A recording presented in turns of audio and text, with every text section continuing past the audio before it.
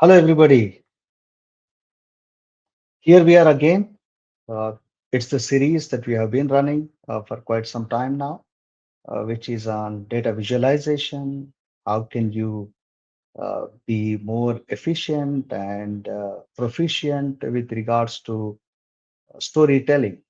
How can you talk about the right stories? How you can actually propagate the right message to your audience and to the stakeholders so that everybody can understand it and they can be better prepared for right decision making. So this is what we have been discussing, and we had a couple of them already. And this is another session that we're going to have. Um, Please post in, from where you are joining, uh, and if there are any questions, please don't hesitate to ask. So we have our guest, our regular guest, Dr. Joe Perez, who has been with us on the previous sessions as well. And let me welcome him uh, to this great session so that we can continue our conversation. Hello, Dr. Joe. How'd you? Good morning, Dr. Imad. I'm doing well. Thank you, sir. Hope you are too. I'm doing very well. Again, it's Good. my pleasure to have you, again for this series. Thank And you. I The pleasure's believe mine. that, thank you.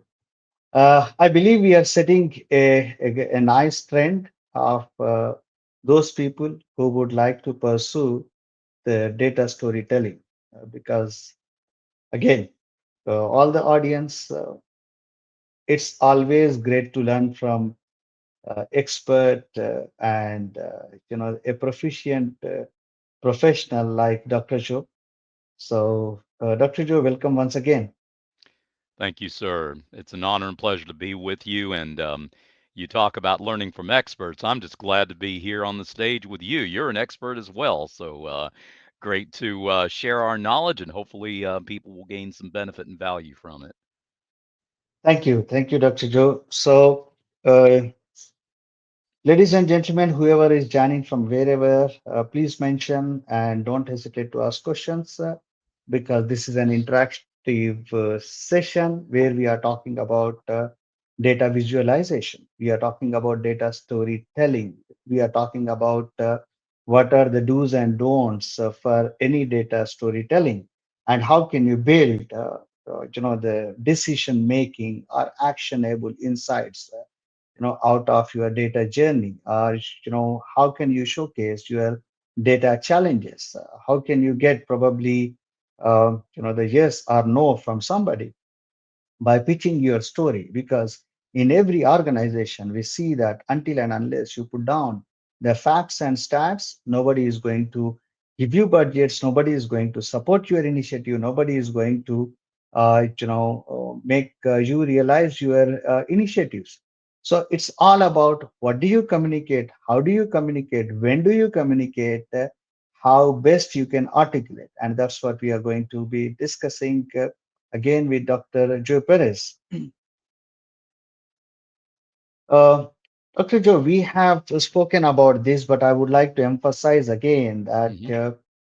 uh, for any data visualization, what do you think could be the foundation or the fundamentals or the cornerstones? Because that's what we are going to talk about, in this session. What do you, if you would like to just give maybe a phrase or two, with regards to what could be the foundation for data storytelling or visualization when it comes to data?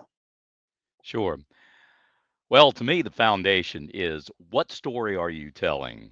You have the elements of your story. Data Right. is just dry. It's dry bones. It's nothing in and of itself. There's no intrinsic goodness or badness, but it's what story can you weave from it? What connections can you make with your stakeholders? What pain points can you address? What concerns can you look at? What issues can you resolve? It's just like when we're talking about data. What is actionable data? Data isn't actionable unless it helps you to make a Yeah. decision, answer a question, or solve a problem. And I believe the same principle holds true with data storytelling. It's as Yeah. long as you can weave in that narrative, make that connection to your audience, to your stakeholders, as you so eloquently pointed out earlier, then I think that's the foundation. And it needs to start, I believe, with data quality. One of the Mhm. things that I think we're going to be talking about Yeah. in our back and forth today is data quality, because if and even if you do have a great story, if the data itself is not clean, the data itself isn't of a high quality, then you're not going to be able to derive the decisions that need to be made, derive the actionable insights to make those decisions that we're talking about. So Yeah. I believe, Yeah. in a few words, that's the foundation. Yeah. Yeah.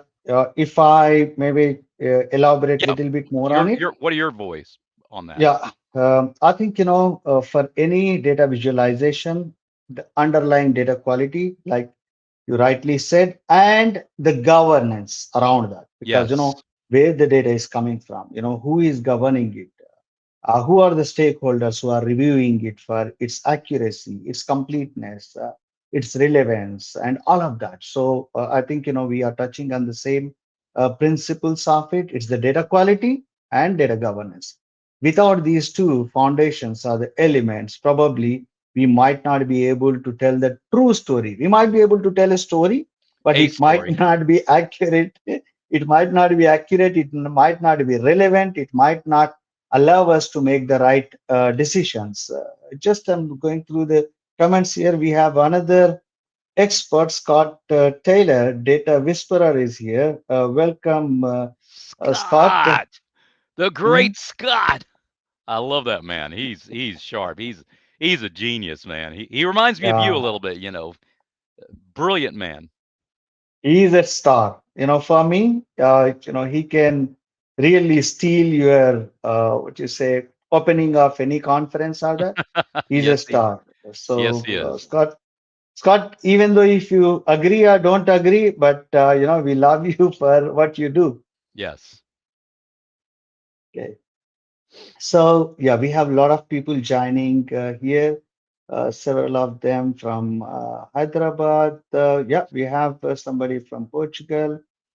We have from Saudi Arabia, again from India, different places in India. So welcome everybody, welcome everybody.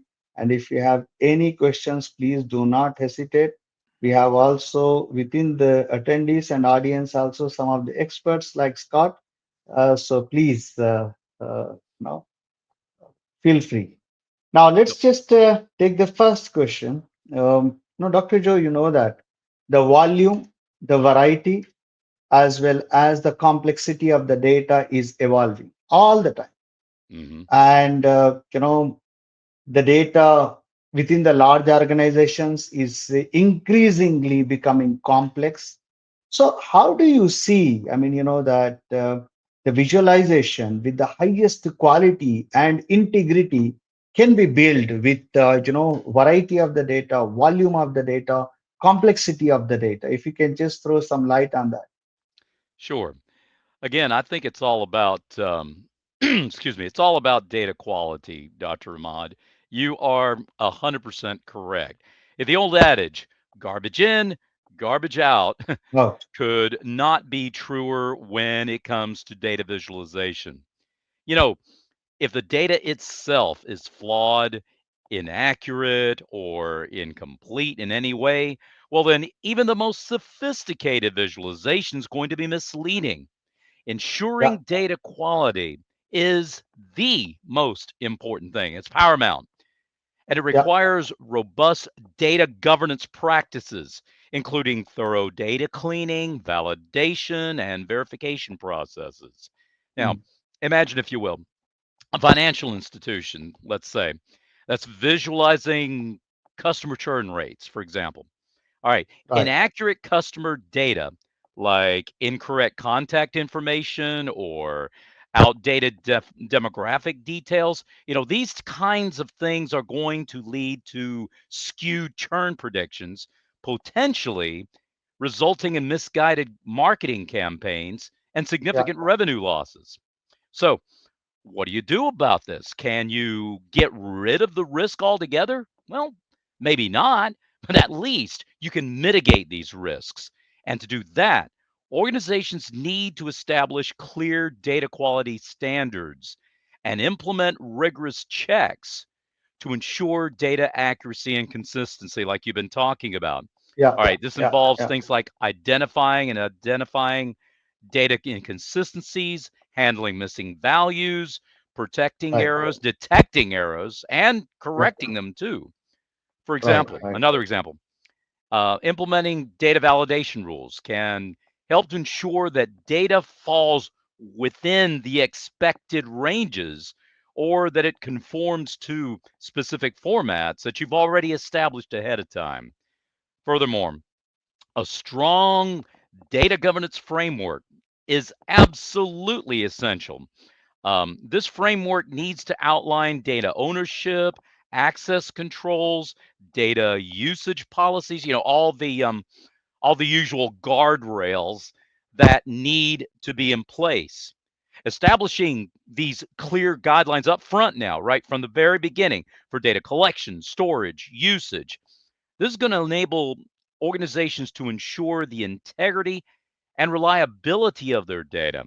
And ultimately, this is going to lead to more accurate and trustworthy data visualizations.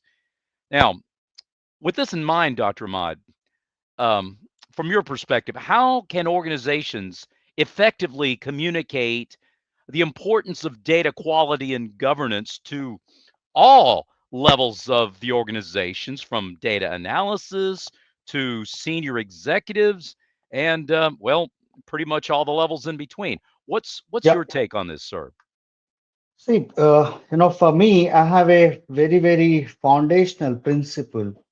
Whenever we are looking at, whenever we are looking at the data quality and governance, to me, most of the analytics are performed on transactional data, Hmm. because how many customers, if it is in the hospitality industry, how many visitors, when was it, what's the Hmm. location, and all of that, and all of this is transaction data. So what I Right. have seen in the organizations is that people try to correct the transactional data and try to get the visualization out of it, whereas that's fundamentally wrong. Because in my view, in my opinion, you are just trying to address only the presentation layer of it.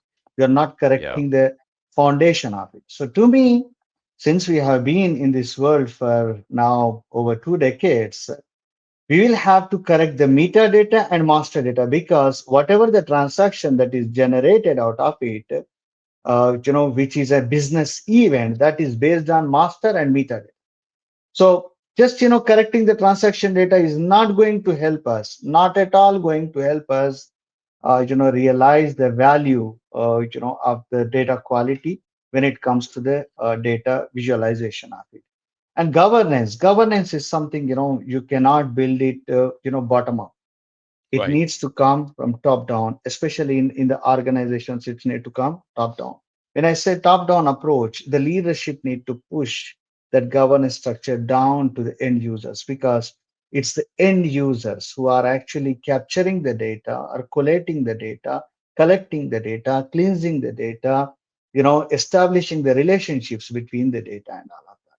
So definitely, I feel that the culture of data stewardship, the culture of, we talk about data culture, it's not just about understanding it, it's about practicing the governance within your Yes. data culture. Then only you would be able to realize it. Just to add to that, there's a question. Could you please comment on the advent of AI and its impact on data visualization? Dr. Joe, would you like to take that? Not really. No. Yeah. Too. I'm teasing. Yeah. The attitude of some people is, oh man, not another talk about AI. the shiny new thing is something that everybody wants to pay attention to, and then after a while, people get tired of hearing about it. And I think there's a danger in that, in feeling like, well, it's just a shiny new toy. I'm not going to deal with it, or going to the other extreme and saying, well, we already know all that there is to know. No, there we need to pay attention to it. All right.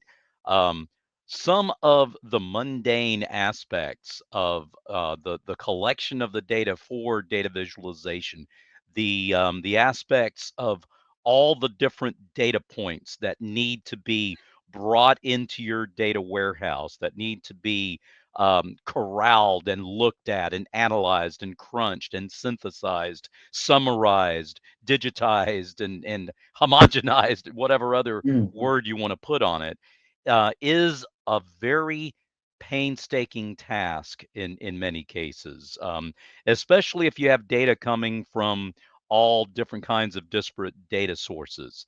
And these things that fell upon us as analysts, or us when we were analysts before, we moved on to other yeah, areas of responsibility, is a thing that is very time consuming. It's very repetitive. It requires quite a bit of concentration. This is the type of thing that AI is best at. right, right, When it comes to those repetitive, continual, um, consistent tasks, things that must be done in great volume, with great speed, with great accuracy, and with great consistency.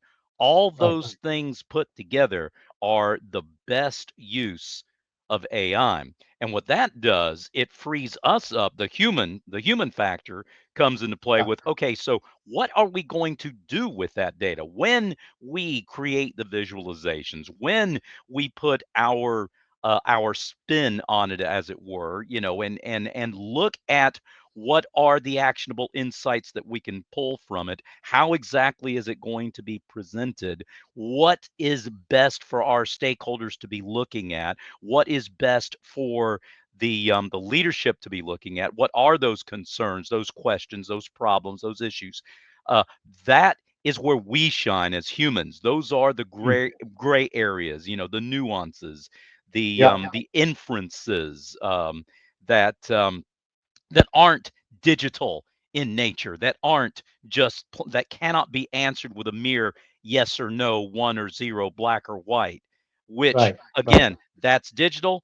This is more analog. So I suppose the partnership between the digital and the analog needs to be a great balance. We let the digital do what the digital can do, Mm, addressing those digital concerns and making those preparations, taking the load off, as it were, of all those time-consuming things, so that we are freed up to explore more creative uses of the data, more creative ways of expressing it, showing it, displaying it in a visually compelling manner, which is again where we shine. So, bottom line, for AI, let the machine do what the machine does best, freeing us up as humans so that humans can do what humans do best.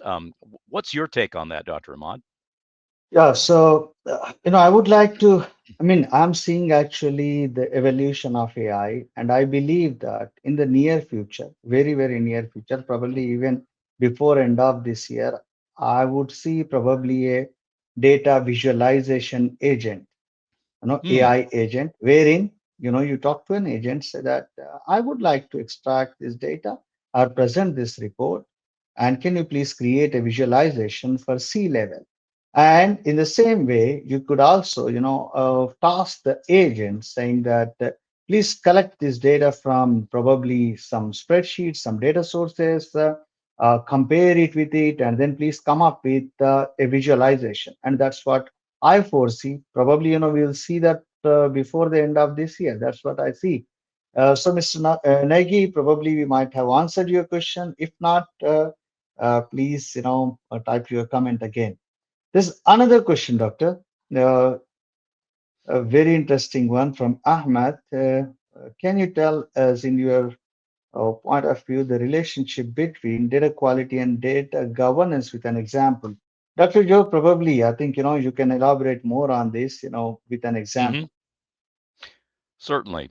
Well, you have a company that has quite a bit of legacy data. They've been in the business for decades. Perhaps their earlier systems were, I don't know, DBase 3 or Fox Pro or whatever, something that were just rows and columns in a database. They didn't have any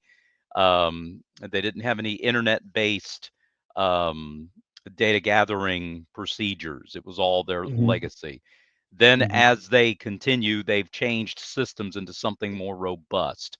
They're still collecting all different kinds of data, but now it's in a different system. Then they go through yet another implementation where they're doing client server. Then they go through another implementation where it is internet based. Then they go through another implementation where they branch out into other countries and have more different currencies to deal with than just the dollar. They're dealing with dollars and euros and other types of currency. Um, they're still collecting the same data, but now it's coming in all these different formats from all these different sources. Okay. So they still need to have their finger on the pulse of what's going on with their organization. So they've got to be concerned about the quality of the data that's coming in. We've changed systems, we've changed DBMSs, we've changed the way that we gather.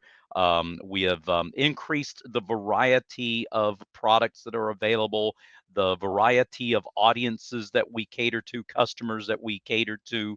So quality becomes an even greater concern. They have to make sure they have the consistency in that quality, the consistency so that A and B are the same thing. They may have called it they may have totally redesigned their inventory tracking system, right? So that Yeah, what used to be called one thing is called another. So data quality comes into play very much so in that situation. The data governance comes into play too, where okay, so now we've ensured we've got everything in the right expressed correctly and consistently.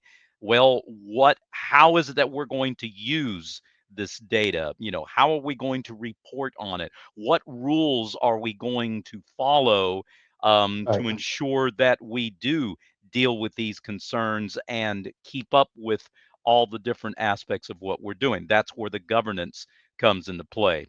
So I think one of the situations, an example would be a company that's been in business for a long time and goes through several different types of implementations of different data systems, where they have to ensure that the data quality and the data governance are in place. Dr. Mott, how do you see it? To maybe, in a shorter explanatory, approach, data quality is the outcome of the data governance practices. So it's the Yeah, data that's good. that fits the purpose. That's how I see it. So let me give an example of it. Let's suppose that you have your customer data that you are trying to capture, and you capture, all the information that is related to customer, but you haven't captured the contact information. Okay.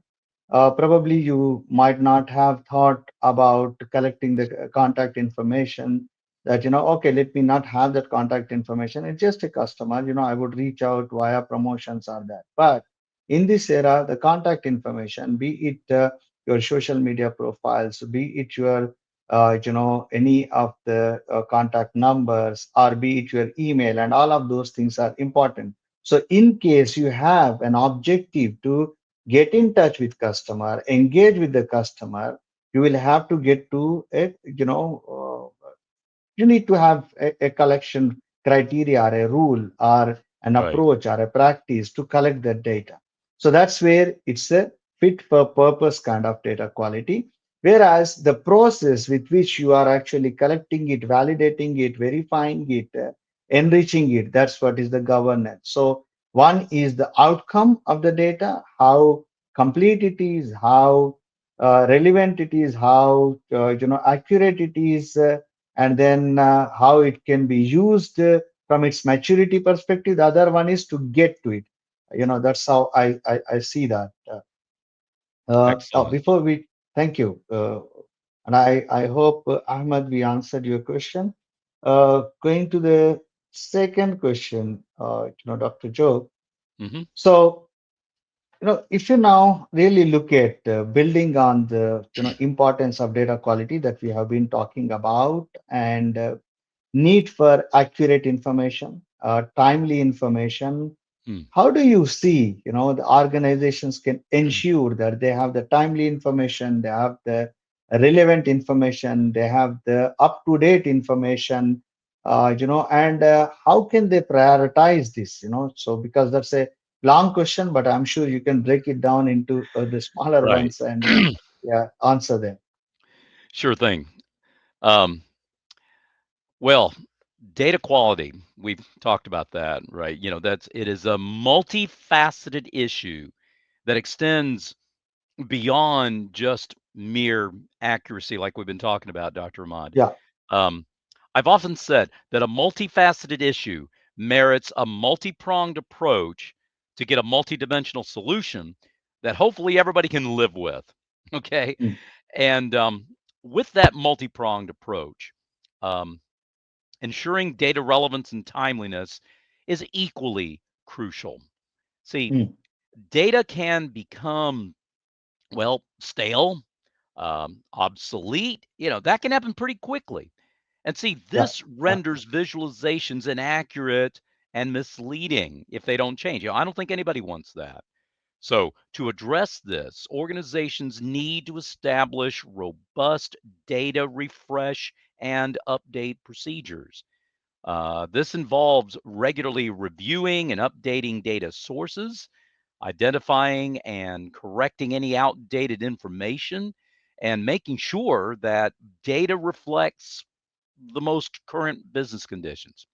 Mm, For example, mm, a marketing department might need to update its customer segmentation data on a regular basis, like what you were yeah. talking about earlier, right? Yeah. Reflecting changes in consumer behavior and market trends. A data management solution provider, now they might need to refine its metadata standards routinely to Right. line Right. up with Right. whatever the data governance practices are and technological advancements. On top of that, organizations need to consider the timeliness of their data. Okay, they're making critical business decisions. Why? Well, because when you use outdated data, well, that'll lead to, say, inaccurate forecasts, Mm, missed opportunities, costly mistakes.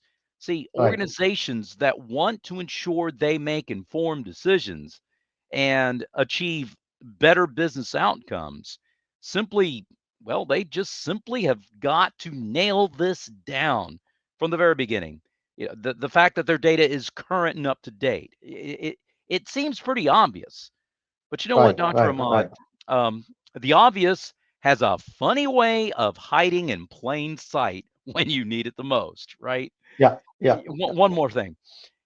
It's crucial to consider the context in which the data is used, okay? See, data that's relevant in one context Mm, might not be so relevant in another. yeah. For Yeah. instance, historical sales data might be valuable for identifying long-term trends, but it might not be as useful for predicting, say, short term sales fluctuations. Yeah. Yeah. Yeah. Understanding the specific context and the objectives of each data visualization you're looking at, and then prioritizing the data accordingly that gets fed into it. Well, that's going to help us to ensure that we're using the most relevant and updated information. For example, if the goal is to understand customer sentiment, well, then Mm, you prioritize the data from recent customer surveys and the social media reactions. right. That's absolutely crucial. Yeah. So, Dr. Mod, how can organizations effectively communicate the value of data quality and timeliness that we've been talking about to all stakeholders? and at the same time, maybe encourage this culture of data stewardship throughout the entire Right. organization. How do you see it, sir? Yeah. Now, before I answer that, Dr. Joe, there's another perspective when you were talking about it. I recall that in the past couple of weeks, we have been hearing about, the entire LA fires, Mm, so the California fires, whatever mm, was happening there. And there was also an opinion from the fellow data stewards and the data leaders that if we had the right data, mm, enabled uh, prior to that, or maybe when that incident occurred, probably we would have contained it faster. It's the lack of yeah. the right data presented or available for making decisions that disaster has happened. And again, if you take this example, and it's a mammoth destruction, and it's a huge loss. So again, what happened? They didn't have the information about how much of water is available, where it has started. The surveillance data was not probably available, and yes, everybody reacted to it rather than proactively. They could have monitored this over a period of time and look for the reasons of it. Again, this is just an opinion from some of the fellow data leaders, around the globe. Yeah, why didn't we have data? I mean, we should have had the data for that. Probably we could have, minimized the impact of it. Mm, Same goes with the organization as well, Dr. Joe. Same goes with an yeah. organization. Let us Agree. suppose that you do not use, I'll just give an example of it. If you do not have the right standards utilized, right taxonomy utilized within your procurement system, within your sourcing system. You might, classify a product under a different category, or you might call it with a different name, and you might order a wrong item. And that, when you are ordering, when the organizations are ordering, they're ordering in bulk, and they Mm, might order a completely wrong item, which is again waste of time, effort, money, and everything. So I personally believe that until and unless we tell these stories, even though hypothetical stories, to your organization data leaders, or chief digital officer, or the data officer, stewardship, if you do not talk about all these things, mm, probably they will not realize it. So I personally believe that the leaders need to step up and give a lot of examples of it to showcase the relevance of what could go wrong if you do not have the data quality, and what could go wrong if you don't practice the standards, what could go wrong if you do not follow the data governance principles. So you need to really set the examples, because nobody understands the value of it until they see loss of time, or loss of life, or right. maybe loss of money to it. So you need to tie it down to a dollar value or something that is tangible, so that people can understand it and take up that as a sensitive and serious business. Agreed. Excellent. Uh, Thank you. Dr. Joe, there's another question, and probably I think that you can answer that much better, because data analysis has been in your DNA. So, what is the difference between data analyst and data governance? If you can kindly answer that. It's essentially what you do and why you do it, or what you do and how you do it. What we do is data analysis. What we do is analyze the data. What we do is figure out where it comes from, what it's doing, how it's cataloged, what it can do for us, what insight can be derived, and so on. All of that is what comes into analyzing the data. I have an AirPod case. I am analyzing this AirPod case. I want to know everything about it. I'm examining its contents, its structure, its functionality, and everything else. That's the data analysis. The data governance is how do I do it? What are the rules? So, If this were radioactive, well, I need to wear gloves because otherwise I'm going to burn my hand. I'm, I'm going to, whatever, I'm going to be in danger. Okay. I Yeah. can't drop it because it's going to shatter and break, right? There are certain guardrails, certain rules, certain parameters, principles that I use, the things that guide my approach, that define the parameters and conditions under which these activities are to take place. So, to in a Okay. nutshell, what is it? What do I do, and how do I do it? What do I do, and what are the rules governing it? Yeah. How Thank about you. you? Thank you. How would you? No, I How think would you describe you were spot on. You nailed it down. So it is what is it and how do you do it? I mean, that's what is the it? Yep. difference. Thank you. Thank Good you for question. that. This, Good question. yeah, You know, good we use question. these Good question. terms, right? We use Yeah, these terms, right? And we're knowledgeable about it. So it's nice to know that there's someone who's saying, well, what do you mean by X, Y, or Z? So, yeah, that's what we want to do is to explain things in a way that makes them easier to understand and breaks down the wall so that people can comprehend and figure out how it applies to what they're doing. absolutely, absolutely. There are some great questions that are coming in, and I do not want to miss out on it. So there's one more follow-up question from Mr. Negi. Just to add to AI impact, what do you think will happen to data visualization tools like Tableau? Can Microsoft will integrate Power BI into its AI offerings agents? But what about Tableau? Hmm. Probably it is more subjective. That Shall I is take it? Shall I? Yeah, Let me let me take. let you, yeah, take it Yeah, subjectively. yeah, We use Power BI. We used to use Tableau. We don't use Tableau as yeah, much anymore because of the integration, the fact that it is integrated yeah, into Microsoft. yeah, I suppose Tableau would do better if some other big system would integrate it into its offering. That's yeah, that's what I think off the top of my head, and use some kind of functionality where you can still use the tool and take advantage of the additional functionality. But yeah, yeah. I'll defer to your greater level of experience No, with both no, of no. these. Yeah. See, I personally believe that this is what is going to happen. All the smaller innovations are all the tools that Mhm. are going to be part of a bigger product portfolio. This is what is going to happen.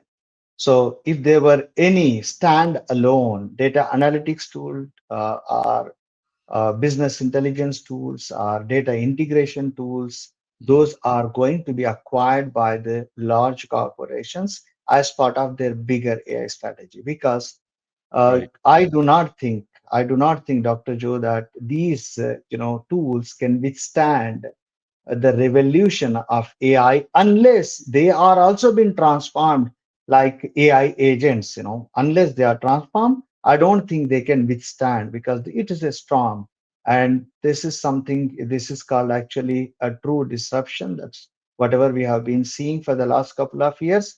And if you have to withstand this disruption, you need to change. If you don't change, then somebody is going to acquire you, somebody is going to take it, or somebody is going Mhm. to nail you down, somebody is going to beat you. So that's why even though I say that Excel has got a lot more analytical capabilities, and also Power BI has got a lot of analytical capabilities, all these things are going to be combined with some AI agents so that those AI agents can be monetized. So that's Right. what I feel that's what is going to happen. uh, Mm. One I hope we feeds the answered other. that. Yeah, yeah, absolutely. Absolutely. At one point in time, there used to be more than 100 different database companies. What has happened over a period of True. time? Majority of them have got acquired each other, and they can do that, Absorbed, or they have to acquired. observe. Yeah, Right, yeah, exactly. merge. Yeah, Absorbed, acquired, combined, or totally fizzled out. One of those yeah, 4. absolutely, absolutely.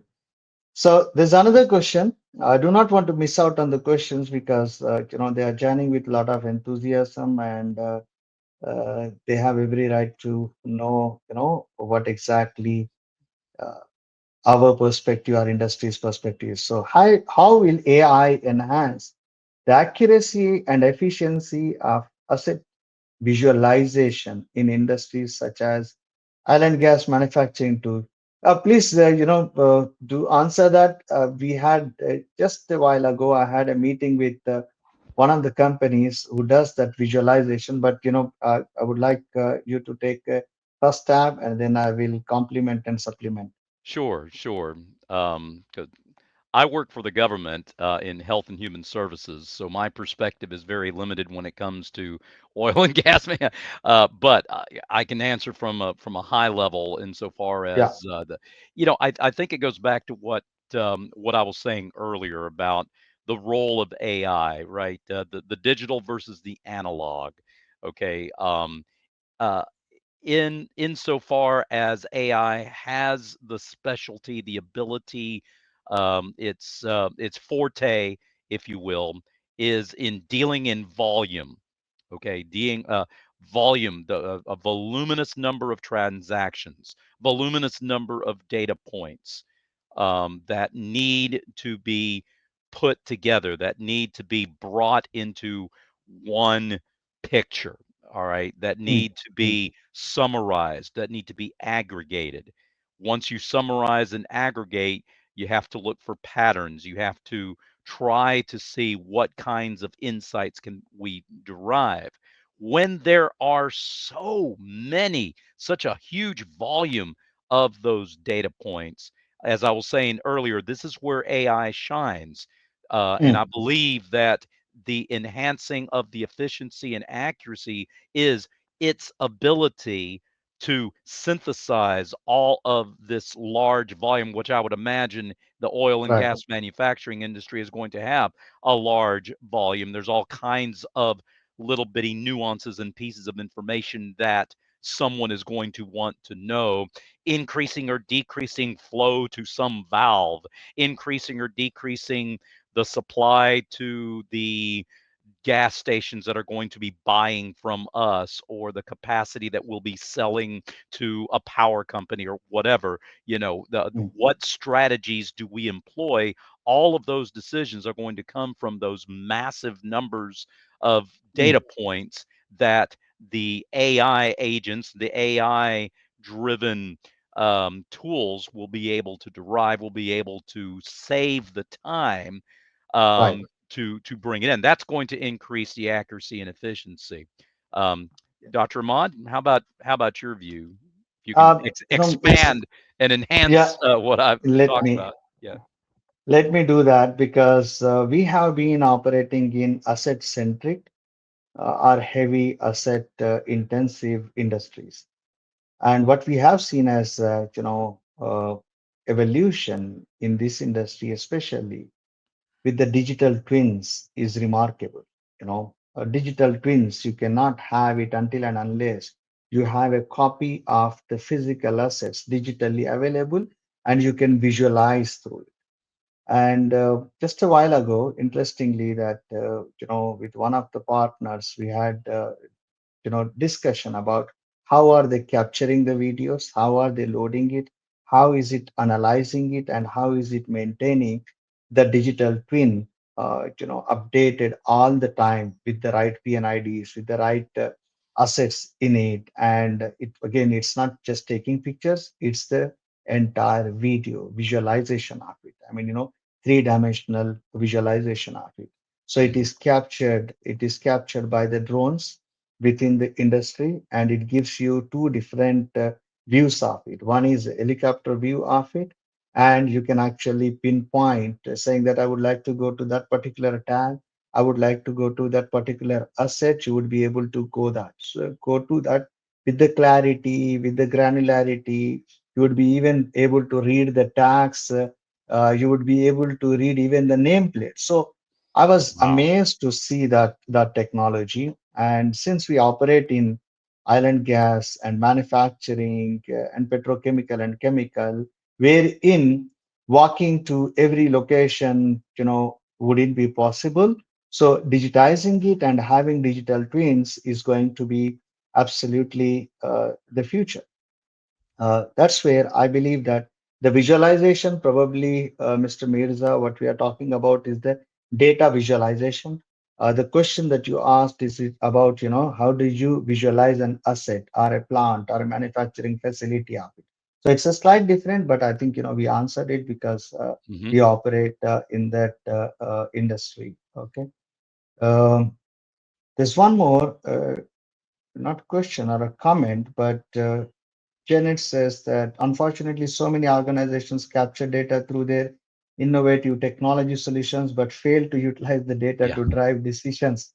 How true it is, Dr. Joe? How true it Yes, is. sir. That's exactly right. What good is the data going to do if Correct. you don't do something with it? What Yeah. decision can you make? What question can you answer? What problem can you resolve? Mm. And it is unfortunate that with all the data available, people Right. are in data denial instead of being data driven, or at least data influenced by the data and allowing it to inform the decisions that you make. So yeah, I, Mm, I mm. agree with I agree with Jeanette 100%. Yeah, thanks for that confirmation because Yes, we sir. are seeing that more often. There's Yes, sir. another quite interest, I think, in-depth question here. If I have three options to store my structured data, then importing it to Power BI, knowing that I get the data daily, my three options are the following: data warehouse, data lake, data product quantum.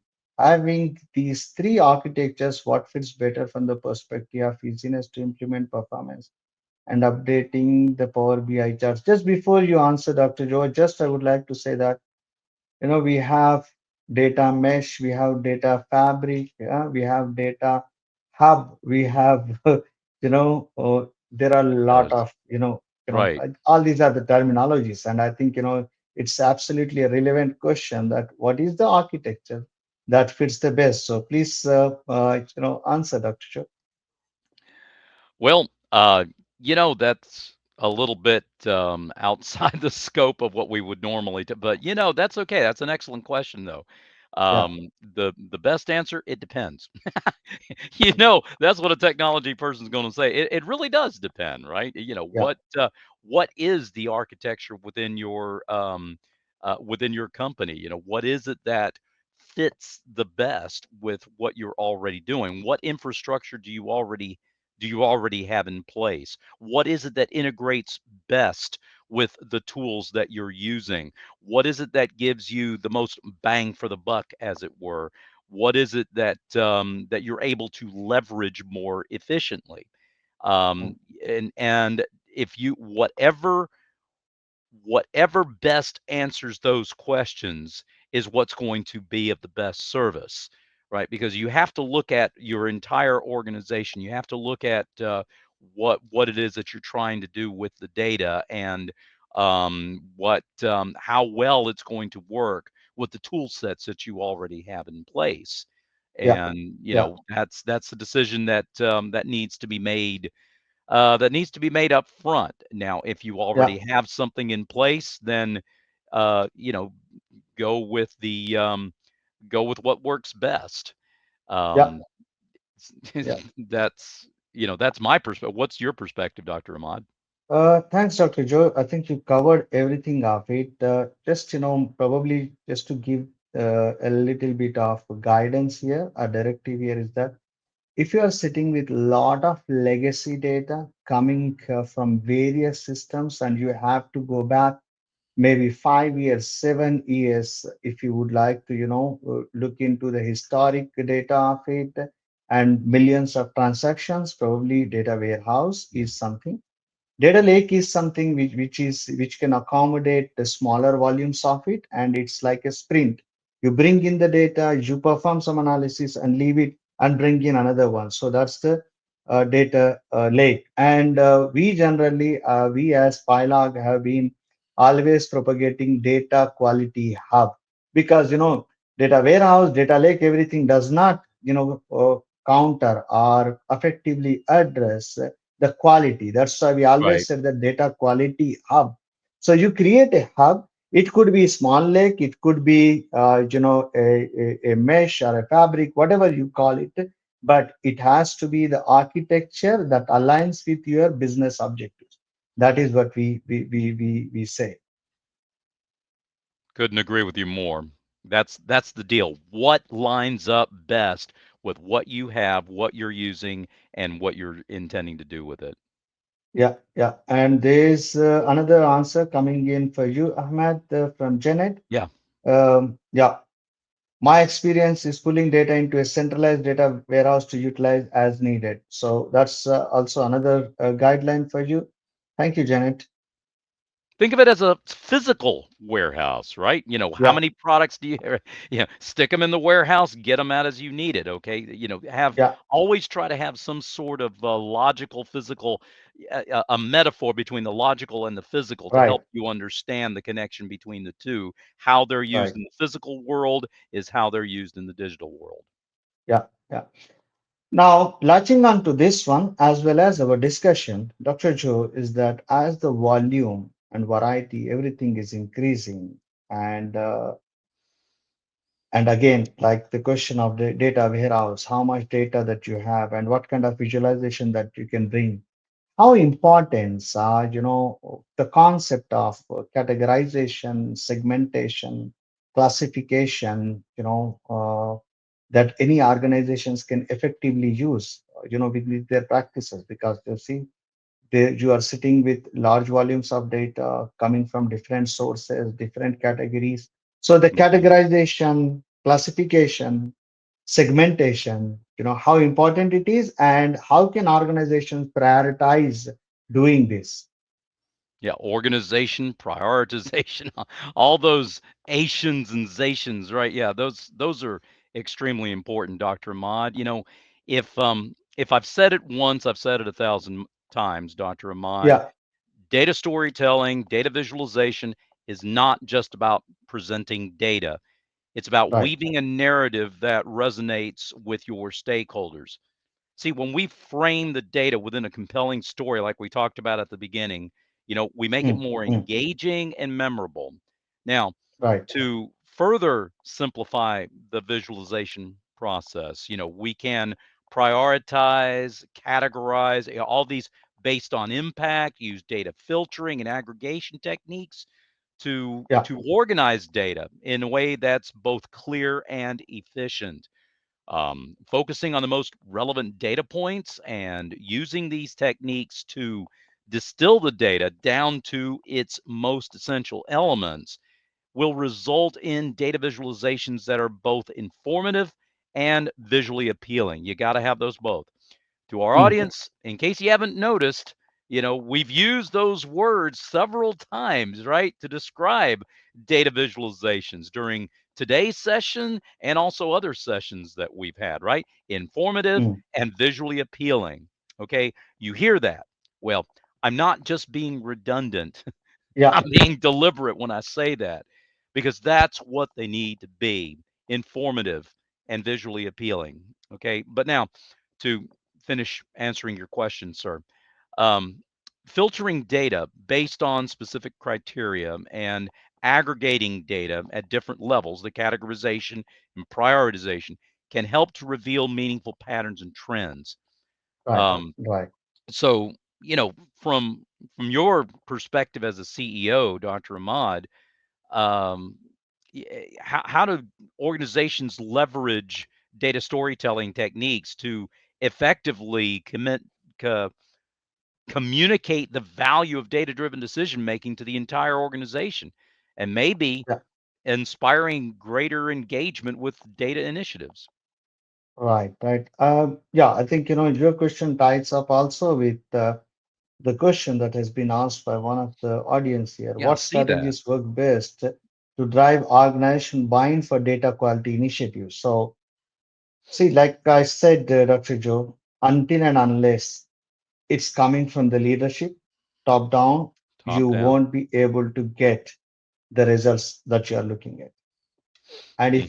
if you do not push down across the entire organization, your data storytelling and inspire people. People must Yes. get inspired by that story. People must have the aspiration to be there. Such as I'll just give you an example of it. One of the organization, they said that we are going through a digital transformation. So I asked, what's the objective? Yeah, one of the objective is to make data driven decision making, and that's Hmm. what is really uh, enabling us, empowering us, elevating us to move towards our journey, achieve those Right. aspirations. But during their entire journey, they have missed out on the foundation, which is the data quality and governance, because they Yeah. just wanted to, get to the data data driven decision making. So it's not a story, that you can tell, but still you could inspire and get there. So I personally believe that if you can say that, incentivize, if Yes. you up the data quality to certain level, this is what is the incentive for your data stewardship department or the team. Or you say that if you improve the data quality from here to there, in that case even you outsource it to somebody, no issues, but have those parameters set up, have those KPIs set up, have those SLAs Yes. set up. Unless you do that and drive it, you won't be able to get to what you are looking at. So even to answer this other question is that organizational buy-in, nobody gets motivated if you are just not telling the right compelling story, right inspirational story, right aspiration for the organization. So you need to Hmm. bring in that emotional connect into it. You need to also Exactly. incentivize. You also need to have probably offer some career growth paths for those guys who ever achieve that kind of data quality. If you can just combine all of this, and again, I'm not saying that it works everywhere, but mix and match of these things, if you can combine all of that, that would be absolutely wonderful storytelling Yes. and compelling storytelling to inspire people to bite onto those aspirations or those organizational objectives. Absolutely. Incentivize and inspire. Get those done. Uh, yeah, you're going to have buy-in. People have to see what it's worth. What is it worth to me? If I can Yeah, see what it's worth to me, then I will buy into the idea. Just as much as if it were my idea. Yeah, it's not even my idea, right? People, I don't know, sometimes if the ego gets in the way, I'm not the yeah, one who thought of it, so I'm not no, see, appeal to that ego, right? If you have to right, right. see, you're looking for the same thing I'm looking for. You're looking for improving the bottom line or whatever. Yeah, What's the yeah, yeah, incentive there? And yes, they will buy into it if they see the value of it as yeah. though it were their own idea. Yeah, absolutely. And again, data leadership or the AI leadership is about achieving those things that you want to achieve for the organization, but Exactly. utilizing your data stewardship, data stewards or your data governance department. So you do not have Yeah, to say that it is my objective. You actually park it aside. You say that this is your objective. And by the that's way, here right. we have a great comment coming in from Fatima, where I just would like to summarize. I believe an interesting approach would be to focus on the positive side, sharing the decision makers' use cases where a company's data quality made a significant difference. There you I go. think that's the right one. I think we need to close down because we are close to our time. Yes, there are still few things that we would like to discuss about data quality and governance and how it can impact using the AI, also in data storytelling, visualization. We'll catch up with you guys again, next time because this is a Yeah, series. If there are any questions, you please post in the comments, and we will respond to your comments. Our team will respond to that. But thank you very much for joining. All the audience from wherever you are, have the best time. Think about data, think about AI, ensure that your organization is data ready and AI ready because that's the future. And I would like to right. once again thank you, Dr. Joe, for your time, your precious time. Thank you very much for your time and sharing your insights and guidance to the world of data leaders. Thank you. Absolutely, Dr. Imad. The pleasure and honor were mine, sir. Thank you, everybody.